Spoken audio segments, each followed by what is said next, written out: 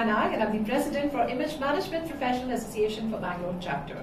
We also call it IMPA. IMPA is a community of like-minded professionals, and we are interviewing some of the accomplished women who are inspiration to many of us. And today we have Shruti Jaiswal. Shruti Jaiswal is the Assistant Vice President for Talent and Development for Thomson Reuters. She's a Neuroscience certified coach. Recently been awarded as 40 under 40 HR professionals and also 101 top training minds in India by World HRD Congress. And very recently she has also been awarded as Times Power Women for Emerging Thought Leaders in India. So many feathers in your hat, Shruti, and also an author of an upcoming book, Does Your Net Work? Thank you, Shruti. Thank you so much for joining us. To start with, a very important question that usually come to our mind is that how do you manage work-life balance? Very, very, very important to me, and I always think about this, that it's not just about how important the topic is to me, but as you grow up the ladder, there's an example or tone you're setting for people who are, or especially for women who are to follow. And if you role model there that being in the top is so stressful, it is so difficult, their aspiration levels naturally start to drop. True. So it's important, you set the example of that, you can still work-life balance while you are in senior position. That's number one. Conscious of of course, I'm generally very clear on my priorities, where not only where I'm going to put my time in, but what I will not put my time into. Okay. That is something I stay very clear on. And how I do that is whatever my priorities are, and there are multiple things one needs to manage, whether it's about giving time for your health and fitness, or about spending time with your friends, family, making sure your work deliverables don't suffer, and then if you have an external presence, that consumes a significant amount of time also. So I compartmentalize my day on a regular basis. I do that. So that helps me stay focused on at what point in time, or what at a certain hour in the day, this is what I'm paying attention to, and the rest at that time does not distract me. So I'm able to not only stay more concentrated, focused, and far more efficient than I would otherwise be if I did not have a very compartmentalized and organized day for me. So that helps me achieve a lot more out of the day. You spoke about stress, Shruti. So I'm sure, since you're an influencer in your own professional field, you must be having your own set of stress, your own share of stress. How do you manage it?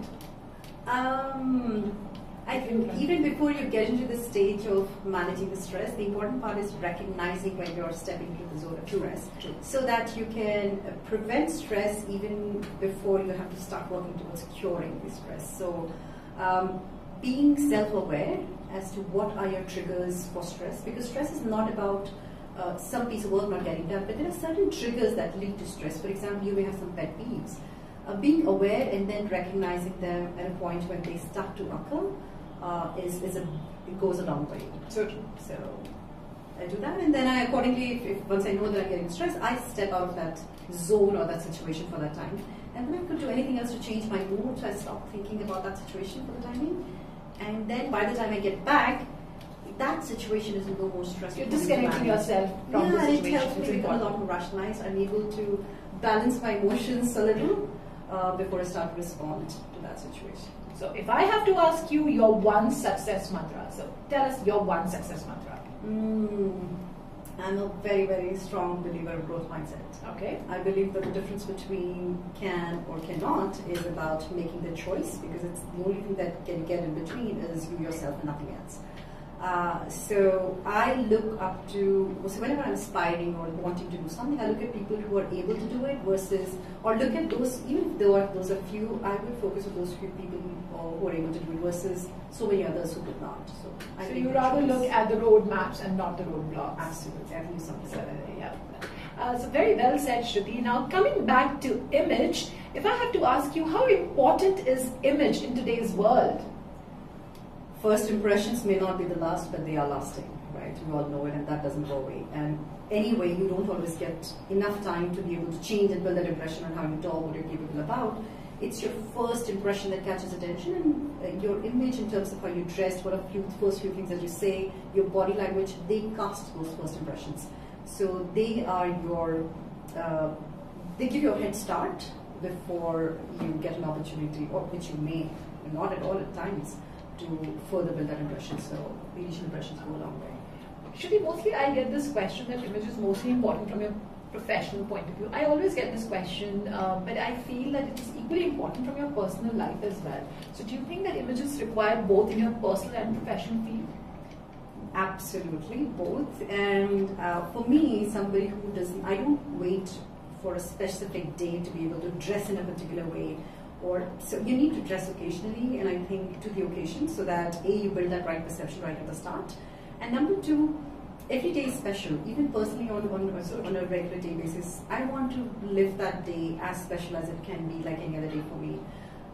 So I enjoy dressing up in small little ways without making it heavy or effort heavy.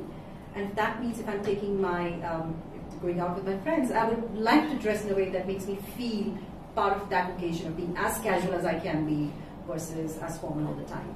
Though that said, that's not a deterrent, but that's just an enabler, and helps you build or feel that feel of the situation a lot more. Sure.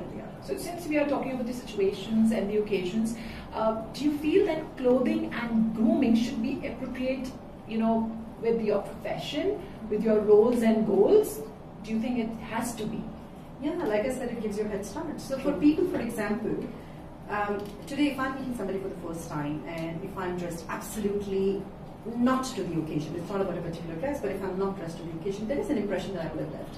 But if people have known me for a while, they know what I bring to the table, my credibility, so on and so forth, it doesn't matter as much because people know me for who I am. But the initial start, like I use the word head start, dressing is an important part of it. Sure. You have been able to create your own identity. If I have to ask you anything that you would like to suggest, how can we create our own identity, our own place, space? What are your thoughts on that? So this one is interesting, and there are many ways to go about it. What works for me, and the way I have worked on this one is identify those one or two strengths in you that work for you. Right. And that's step one. So becoming self-aware of your own strength, number one. Number two, starting to position that strength out, letting the right people know that you have that strength. Right. That which is having those network. And third is make the choice of showcasing, being out there for people to notice that strength, so that there is a good map of demand and supply, the right opportunities start landing on your door. I think those three at a high level are three key steps to me that they are very big. And you just mentioned about network, right? How important, and I understand that you're writing a book on does your network. So how important is networking for people, especially for women? Actually for all, in fact, it's not just women, but yes, women need to work harder in today's environment because of our cultural barriers. But networking, I could sum it up very simply in this way. So I finished writing the book, it's under printing now.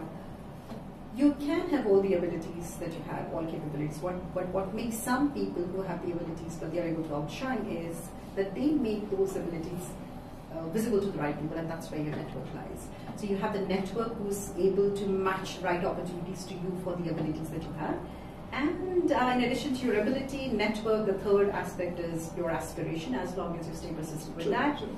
So your ability, network, and your aspiration, three is a deadly combination that no one can get in your way if you've got those three.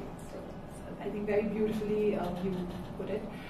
If we have to sum it up, what is your message for people who are watching and listening to us? Anything that you want to tell them, to motivate them, anything, your thoughts? Just sum it up, a beautiful message for our listeners.